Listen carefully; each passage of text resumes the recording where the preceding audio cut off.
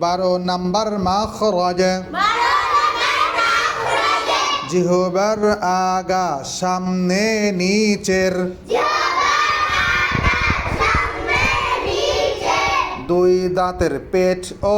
agar সঙ্গে লাগিয়ে দুই দাঁতের পেট ও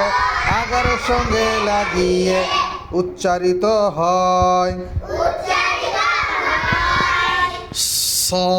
صاد سين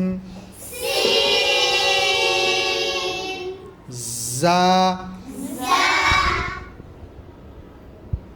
13 নম্বর মাখরাজ জিহ্বার আগা সামনে উপরের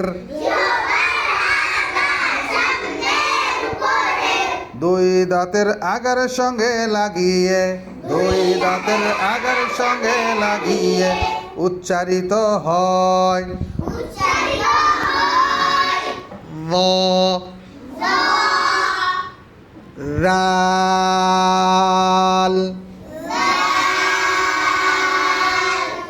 সা 14 নম্বর মাখরাজ নিচের ঠোঁটের পেট সামনে উপরের দুই দাঁতের আগার সঙ্গে লাগিয়ে উচ্চারিত হয়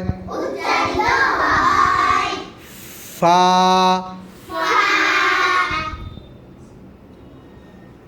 15 নম্বর মাখরাজ